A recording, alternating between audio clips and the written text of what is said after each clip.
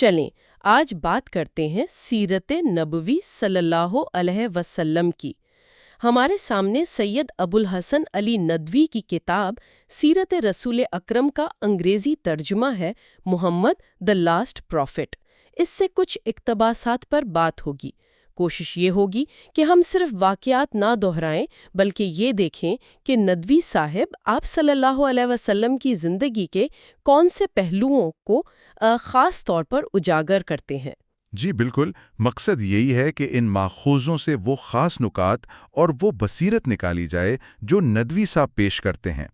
یہ سمجھنا کہ آپ صلی اللہ علیہ وسلم کی زندگی جیسا کہ اس کتاب میں بیان ہوئی وہ کون سے آپ کہہ سکتے ہیں دائمی اصول یا پیغامات رکھتی ہے جو آج بھی اہم ہے۔ ندوی صاحب اکثر آپ صلی اللہ علیہ وسلم کی ذاتی صفات اور وحی الہی کے تعلق کو واقعات کے ذریعے واضح کرتے ہیں۔ یہ ان کا ایک خاص انداز ہے۔ بہت خوب، تو آئیے ندوی کی نگاہ سے سیرت طیبہ کے اس مطالعے کا آغاز کرتے ہیں۔ کتاب شروع ہوتی ہے مکہ میں آپ صلی اللہ علیہ وسلم کی پیدائش سے۔ دادا عبد المطلب نے محمد نام رکھا، جو اس وقت عرب میں جیسا آپ نے کہا بہت عام نہیں تھا۔ والد کا سایہ تو پیدائش سے پہلے ہی اٹھ گیا تھا، پھر والدہ اور دادا بھی جلد ہی وفات پا گئے۔ جی، اور پھر چچا ابو طالب نے کفالت سنبھالی۔ اور دیکھیں یہاں ندوی صاحب اس بات پر زور دیتے ہیں کہ یہ جو ابتدائی مشکلات تھیں، یتیمی کا تجربہ تھا، اس نے آپ صلی اللہ علیہ وسلم کی شخصیت میں ایک غیر معمولی قسم کی ہمدردی پیدا کی، دوسروں کے دکھ درد کو سمجھنے کی صلاحیت۔ صحیح۔ اور جوانی میں ہی آپ صلی اللہ علیہ وسلم کی سچائی اور امانت داری اتنی مشہور تھی کہ مطلب پورا معاشرہ گواہ تھا۔ الصادق اور الامین کے القاب۔ جی، یہ صرف نام نہیں تھے، یہ آپ کے کردار کی عوامی تصدیق تھی۔ ندوی کے نزدیک یہ کردار کی پختگی اصل میں نبوت کے عظیم بوجھ کو اٹھانے کے لیے ایک طرح کی تیاری تھی۔ اور اسی کردار کی پختگی اور حکمت کی ایک مثال ہمیں ملتی ہے کعبہ کی تعمیر نو کے واقعے میں، جب حجر اسود کو نصب کرنے پر قبائل میں شدید جھگڑا کھڑا ہو گیا، قریب تھا کہ خون خرابہ ہو جائے۔ جی ہاں، اور ندوی اس واقعے کو صرف ایک آپ کہیں قبائلی جھگڑے کے حل کے طور پر نہیں دیکھتے، وہ اسے آپ صلی اللہ علیہ وسلم کی جو فطری قائدانہ صلاحیت ہے نا اور مسئلے کی جڑ تک پہنچنے کی غیر معمولی سمجھ بوجھ، اس کی مثال کے طور پر پیش کرتے ہیں۔ آپ صلی اللہ علیہ وسلم نے صرف وقتی طور پر جھگڑا ختم نہیں کیا بلکہ ایک ایسا حل دیا جس میں سب کی عزت بھی رہ گئی اور کسی کو شکایت کا موقع نہیں ملا۔ وہ چادر پر پتھر رکھ کر سب سرداروں سے اٹھوانے والی بات۔ بالکل، یہ اجتماعیت، سب کو شامل کرنے کی سوچ، یہ نبوت سے پہلے بھی آپ صلی اللہ علیہ وسلم میں موجود تھی۔ جی، ندوی اس نقطے کو نمایاں کرتے ہیں۔ جی تو نبوت سے پہلے کی بات تھی۔ پھر 40 سال کی عمر میں وہ لمحہ آیا جب آپ صلی اللہ علیہ وسلم غار حرا میں تھے اور پہلی وحی نازل ہوئی، سورۃ العلق کی ابتدائی آیات۔ جی، ماخذ بتاتا ہے کہ یہ تجربہ ظاہر بالکل نیا اور بڑا شدید تھا، تو آپ صلی اللہ علیہ وسلم پر ایک فطری گھبراہٹ طاری ہوئی۔ بالکل، اور اس موقع پر حضرت خدیجہ رضی اللہ عنہا کا کردار بہت اہم ہے۔ ندوی صاحب ان کے الفاظ کو خاص اہمیت دیتے ہیں جب انہوں نے آپ صلی اللہ علیہ وسلم کو تسلی دی۔ انہوں نے صرف جذباتی سہارا نہیں دیا بلکہ آپ صلی اللہ علیہ وسلم کے کردار کی گواہی پیش کی۔ وہ الفاظ یاد ہے نا؟ جی، اللہ آپ کو ہرگز رسوا نہیں کرے گا۔ بالکل، آپ تو صلہ رحمی کرتے ہیں، سچ بولتے ہیں، بے سہاروں کا بوجھ اٹھاتے ہیں، مہمان نوازی کرتے ہیں اور حق کے راستے میں آنے والی مصیبتوں میں مدد کرتے ہیں۔ ندوی کے مطابق یہ الفاظ حضرت خدیجہ کی غیر معمولی بصیرت اور آپ صلی اللہ علیہ وسلم کی شخصیت پر ان کے کامل یقین کا ثبوت ہیں۔ اور پھر حضرت خدیجہ آپ صلی اللہ علیہ وسلم کو اپنے چچا زاد بھائی ورقہ بن نوفل کے پاس لے گئیں۔ وہ تو پچھلی آسمانی کتابوں کے عالم تھے نا؟ جی ہاں، اور ورقہ نے سن کر فوراً پہچان لیا کہ یہ وہی ناموس یعنی فرشتہ ہے جو حضرت موسیٰ علیہ السلام پر اترا تھا، اور انہوں نے مستقبل کی مشکلات کی پیشگوئی بھی کی، خاص طور پر یہ کہ آپ کی قوم آپ کی مخالفت کرے گی اور آپ کو ہجرت کرنی پڑے گی۔ اس تصدیق کے بعد پھر دعوت اسلام کا آغاز ہوا۔ جی، اور ندوی اس بات کی طرف اشارہ کرتے ہیں کہ ابتدائی دعوت نہایت حکمت اور تدبر کے ساتھ خفیہ رکھی گئی۔ سب سے پہلے ایمان لانے والوں میں گھر کے افراد تھے، قریبی دوست تھے، حضرت خدیجہ کے نوعمر حضرت علی رضی اللہ عنہ، حضرت ابو بکر اور حضرت زید بن حارثہ۔ جی، اور پھر حضرت ابو بکر کی دعوت پر حضرت عثمان، حضرت زبیر، حضرت عبد الرحمن بن عوف جیسے جلیل القدر صحابہ شامل ہوئے۔ ندوی کہتے ہیں کہ یہ انتخاب ظاہر کرتا ہے کہ دعوت کی بنیاد کردار اور اعتماد پر رکھی گئی تھی۔ لیکن جب آپ صلی اللہ علیہ وآلہ وسلم نے کوہ صفا پر کھڑے ہو کر کھلم کھلا توحید کا پیغام دیا اور بت پرستی کی تردید کی تو قریش کی مخالفت شروع ہو گئی۔ ہاں، اور ندوی لکھتے ہیں کہ یہ مخالفت صرف مذہبی نہیں تھی، اس میں معاشی وجوہات بھی تھی، سماجی بھی۔ مطلب کعبہ کی وجہ سے قریش کو جو ایک مرکزیت حاصل تھی نا، انہیں لگا کہ وہ خطرے میں پڑ جائے گی۔ اور یہ مخالفت پھر ظلم و ستم میں بدل گئی، خاص طور پر ان مسلمانوں پر جو سماجی طور پر کمزور تھے یا غلام تھے۔ جی، اور ندوی صاحب ان واقعات کو تفصیل سے بیان کرتے ہیں۔ مقصد یہ ہوتا ہے کہ ابتدائی مسلمانوں کی ثابت قدمی اور ایمان کی مضبوطی واضح ہو۔ حضرت بلال کا واقعہ، امیہ بن خلف کا انہیں تپتی ریت پر لٹانا، سینے پر بھاری پتھر رکھنا اور ان کا احد احد پکارنا، اللہ اکبر۔ حضرت خباب بن ارت کو دہکتے کوئلوں پر لٹایا جانا، حضرت سمیہ اور ان کے شوہر حضرت یاسر رضی اللہ تعالی عنہم کی شہادت، جو اسلام کے پہلے شہید اور شہیدہ ہیں۔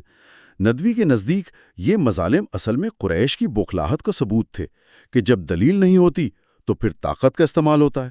ان حالات میں تو مسلمانوں کے لیے مکہ میں رہنا بہت مشکل ہو گیا ہوگا۔ تبھی آپ صلی اللہ علیہ وآلہ وسلم نے پہلے کچھ صحابہ کو حبشہ ہجرت کی اجازت دی، جہاں کا بادشاہ نجاشی عادل تھا۔ جی، یہ پہلی ہجرت تھی۔ تو اس ہجرت حبشہ کی کوئی خاص اہمیت بیان کرتے ہیں ندوی صاحب؟ جی ہاں، ندوی اسے صرف ایک آپ کہہ لیں پناہ لینے کا واقعہ نہیں سمجھتے، وہ اسے اسلام کے عالمگیر پیغام کی طرف پہلا قدم قرار دیتے ہیں کہ یہ دعوت صرف عربوں تک محدود نہیں رہے گی۔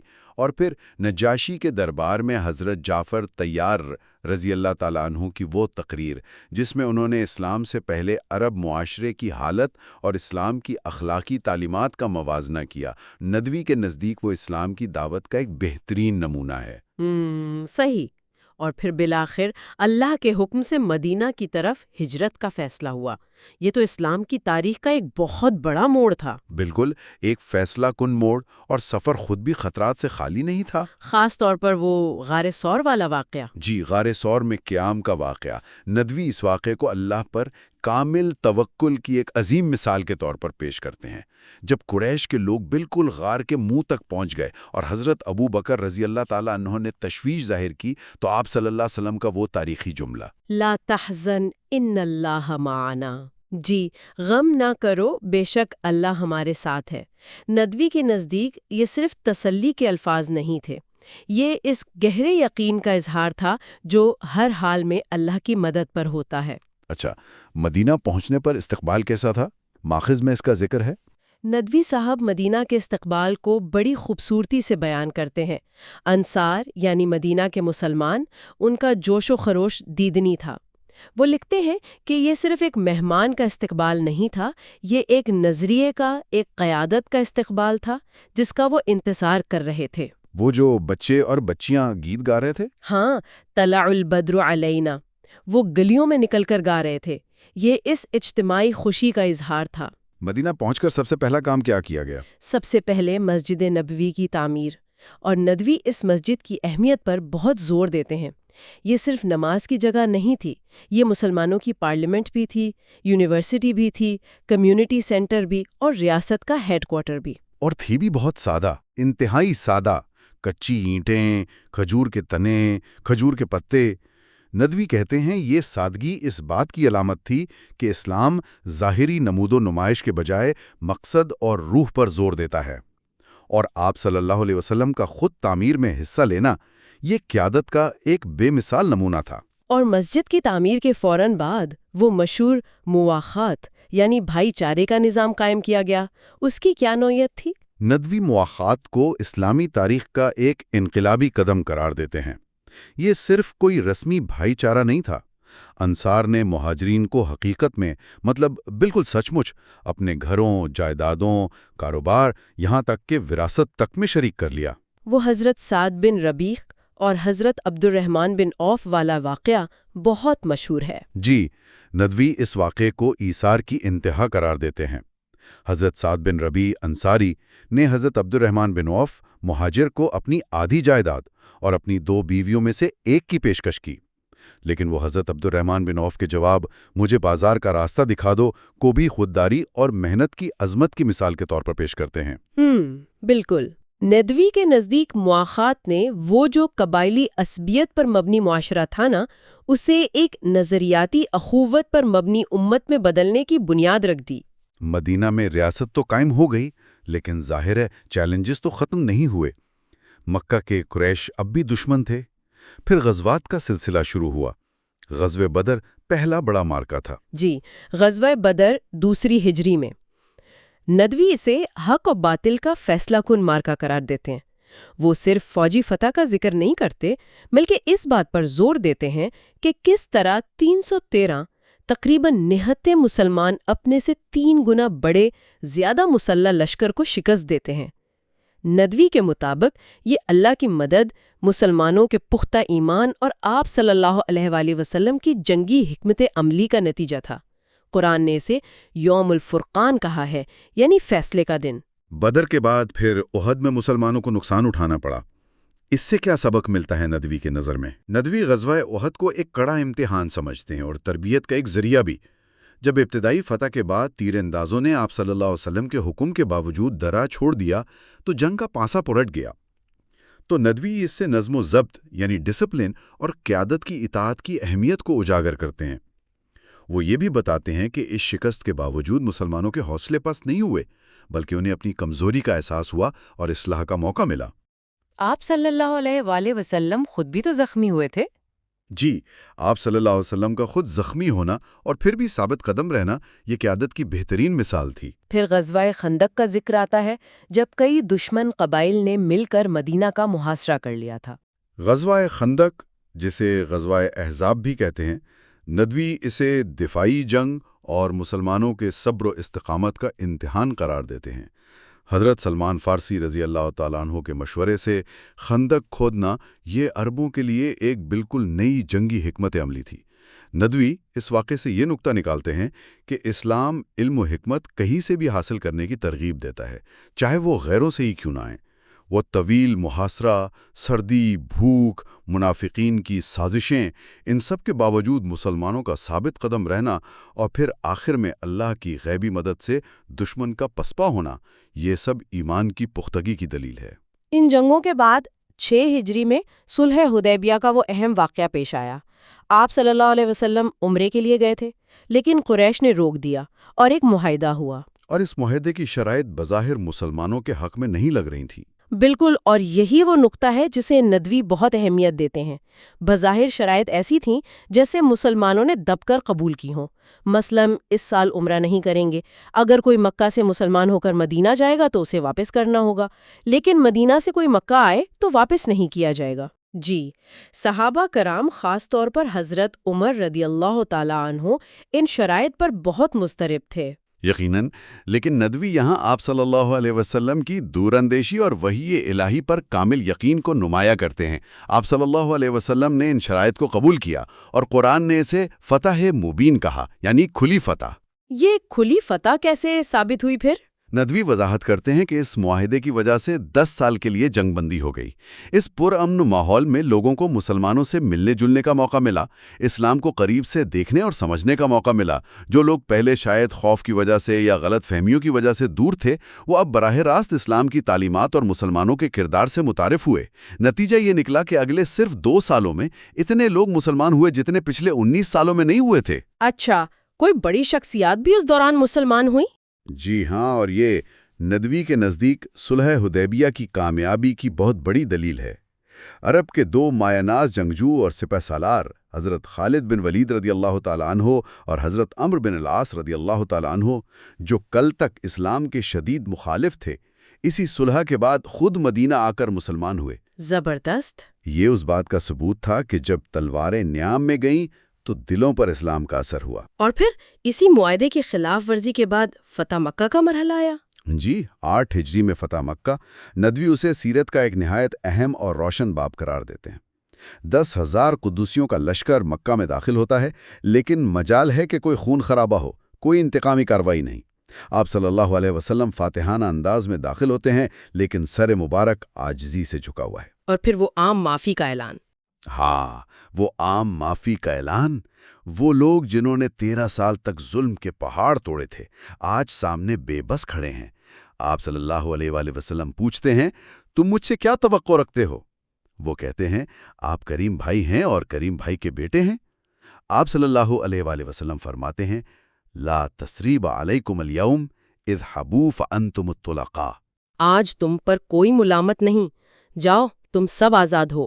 ندوی اسے عفو درگزر اور رحمت للعالمین ہونے کی سب سے بڑی، سب سے واضح مثال قرار دیتے ہیں۔ فتح مکہ کے بعد پھر کعبہ کو بتوں سے پاک کیا گیا۔ جی، 360 بت جو کعبہ کے اندر اور ارد گرد نصب تھے۔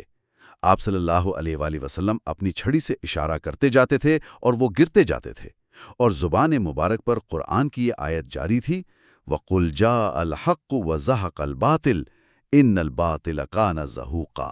اور کہہ دو کہ حق آ گیا اور باطل مٹ گیا، بے شک باطل مٹنے ہی والا تھا۔ ندوی کے مطابق یہ صرف پتھر کے بتوں کا ٹوٹنا نہیں تھا، یہ شرک اور جہالت کے خاتمے اور توحید کے غلبے کا علامتی اعلان تھا۔ سیرت کی کتابوں میں آپ صلی اللہ علیہ وآلہ وسلم کے اعلیٰ اخلاق کے تو بے شمار واقعات ملتے ہیں۔ ندوی صاحب کن واقعات کو خاص طور پر نمایاں کرتے ہیں؟ ندوی صاحب آپ صلی اللہ علیہ وآلہ وسلم کے اسوہ حسنہ کو بیان کرتے ہوئے کئی واقعات لاتے ہیں۔ طائف کا واقعہ وہ اکثر بیان کرتے ہیں کہ کس طرح اہل طائف نے دعوت ٹھکرائی، مذاق اڑایا، پتھر برسائے، آپ صلی اللہ علیہ وآلہ وسلم لہو لہان ہو گئے۔ لیکن جب فرشتے نے کہا کہ ان پر عذاب نازل کر دوں تو آپ صلی اللہ علیہ وسلم نے فرمایا، نہیں، شاید ان کی نسلوں میں اللہ ایسے لوگ پیدا کر دے جو اس کی عبادت کریں گے۔ سبحان اللہ! یہ انتہا کی شفقت ہے، انسانیت سے محبت ہے۔ اسی طرح حضرت انس بن مالک کا واقعہ، جی، جو 10 سال آپ صلی اللہ علیہ وآلہ وسلم کی خدمت میں رہے۔ 10 سال خدمت میں رہیں، اور کہتے ہیں کہ کبھی آپ صلی اللہ علیہ وآلہ وسلم نے مجھے اف تک نہیں کہا، کبھی یہ نہیں پوچھا کہ یہ کام کیوں کیا یا یہ کیوں نہیں کیا۔ ندوی اسے آپ صلی اللہ علیہ وسلم کے ذاتی رویے اور نرمی کی مثال کے طور پر پیش کرتے ہیں، جو عام حکمرانوں یا لیڈروں میں نہیں ملتی، یہ صرف انبیاء کا خاصہ ہے۔ اور آپ صلی اللہ علیہ وآلہ وسلم کی تعلیمات کا نچوڑ ایک طرح سے ہمیں خطبہ حجۃ الوداع میں ملتا ہے۔ یقیناً، ندوی خطبہ حجۃ الوداع کو انسانی حقوق کا اولین اور جامع ترین منشور قرار دیتے ہیں۔ وہ اس کے جو کلیدی نکات ہیں نا، ان پر بہت زور دیتے ہیں۔ تمام انسان آدم کی اولاد ہیں، برابر ہیں، کسی عربی کو اجمی پر، گورے کو کالے پر کوئی فضیلت نہیں سوائے تقویٰ کے۔ عورتوں کے حقوق کی پاسداری کی تاکید۔ جی، عورتوں کے حقوق کا خیال رکھنے کا حکم، امانت کی ادائیگی پر زور، سود کا مکمل خاتمہ، انسانی جان، مال اور عزت کا تقدس۔ ندوی کے نزدیک یہ وہ آفاقی اصول ہیں جن پر ایک مہذب اور منصفانہ معاشرے کی بنیاد قائم ہوتی ہے، اور یہ صرف اس وقت کے لیے نہیں، ہمیشہ کے لیے ہیں۔ آپ صلی اللہ علیہ وسلم نے اسلام کی دعوت صرف عرب تک تو محدود نہیں رکھی تھی۔ بالکل نہیں، ندوی آپ صلی اللہ علیہ وسلم کے عالمی مشن پر بھی زور دیتے ہیں۔ آپ صلی اللہ علیہ وسلم نے اس وقت کی جو بڑی سلطنتیں تھیں، روم کا بادشاہ ہرقل، فارس کا کسرا، مصر کا مقوقس، حبشہ کا نجاشی، ان سب کو خطوط لکھ کر اسلام کی دعوت دی۔ یہ آپ صلی اللہ علیہ وسلم کے اعتماد اور آپ کے پیغام کی عالمگیریت کا ثبوت تھا۔ نجاشی نے تو اسلام قبول بھی کر لیا تھا، ہے نا؟ جی، نجاشی کا اسلام قبول کرنا اس دعوت کی کامیابی تھی۔ اس کے علاوہ عرب کے مختلف قبائل کے وفود مدینہ آتے تھے، وہ آپ سے ملتے، اسلام کو سمجھتے اور قبول کرتے۔ ندوی ان وفود کے واقعات کو بھی تفصیل سے بیان کرتے ہیں تاکہ یہ واضح ہو کہ اسلام تلوار سے نہیں پھیلا، بلکہ دعوت سے، حکمت سے اور سب سے بڑھ کر آپ صلی اللہ علیہ وسلم کے بے مثال اخلاق سے پھیلا۔ تو اگر ہم ندوی کی کتاب کی روشنی میں آپ صلی اللہ علیہ وآلہ وسلم کی لیگیسی کو، ان کی میراث کو سمیٹنا چاہیں تو کیا کہیں گے؟ دیکھیں، ندوی کے مطابق آپ صلی اللہ علیہ وسلم کی لیگیسی صرف ایک مذہب کا قیام نہیں ہے، یہ ایک مکمل تہذیب کی بنیاد ہے، ایک ایسی امت کی تشکیل ہے جو توحید پر قائم ہو، جس کی بنیاد عدل و انصاف پر ہو، انسانی مساوات پر ہو، اخلاقی پاکیزگی پر ہو، علم، دوستی اور امن پر ہو۔ آپ صلی اللہ علیہ وسلم کی زندگی اور آپ کی تعلیمات صرف مسلمانوں کے لیے نہیں ہیں، بلکہ پوری انسانیت کے لیے رہتی دنیا تک مشعل راہ ہیں۔ ندوی کا زور اسی آفاقیت اور عملیت پسندی پر ہے۔ تو آج ہم نے سیر ابو الحسن علی ندوی کی کتاب محمد دی لاسٹ پروفٹ کے اقتباسات کی روشنی میں سیرت نبوی صلی اللہ علیہ وسلم کے چند اہم پہلوؤں پر ایک نظر ڈالی۔ خاص طور پر ندوی صاحب کے تجزیے اور ان کی بصیرت کو سمجھنے کی کوشش کی۔ واقعات تو وہی جانے پہچانے تھے، لیکن ندوی صاحب کا زاویہ نگاہ انہیں ایک نئی روشنی ضرور دیتا ہے۔ بالکل، ان واقعات اور ندوی صاحب کی تشریحات سے یہ بات کھل کر سامنے آتی ہے کہ کس طرح غیر معمولی مشکلات، شدید مخالفت اور بہت ہی محدود وسائل کے باوجود ایک الہامی نظریے پر غیر متزلزل یقین، بے مثال کردار اور حکمت پر مبنی قیادت نے نہ صرف عرب کی قسمت بدل دی بلکہ پوری انسانی تاریخ پر انمٹ نقوش چھوڑے۔ یہ گفتگو ہمیں مجھے لگتا ہے سوچنے پر مجبور کرتی ہے کہ سیرت نبوی صلی اللہ علیہ وسلم میں بیان کردہ یہ جو بنیادی اصول ہیں، عدل، انصاف، مساوات، معافی، وعدے کی پاسداری، علم کی قدر، کمزوروں کا خیال، جن پر ندوی صاحب بار بار زور دیتے ہیں، آج 21ویں صدی میں ہمارے ذاتی معاملات سے لے کر عالمی مسائل تک یہ اصول کس حد تک ہماری رہنمائی کر سکتے ہیں؟ یقیناً یہ ایک بہت اہم سوال ہے جو اس مطالعے کے بعد ہمارے ذہنوں میں رہنا چاہیے۔ اس پر غور و فکر بہت ضروری ہے۔ آئندہ نشست تک کے لیے اجازت دیں۔ اجازت دیں۔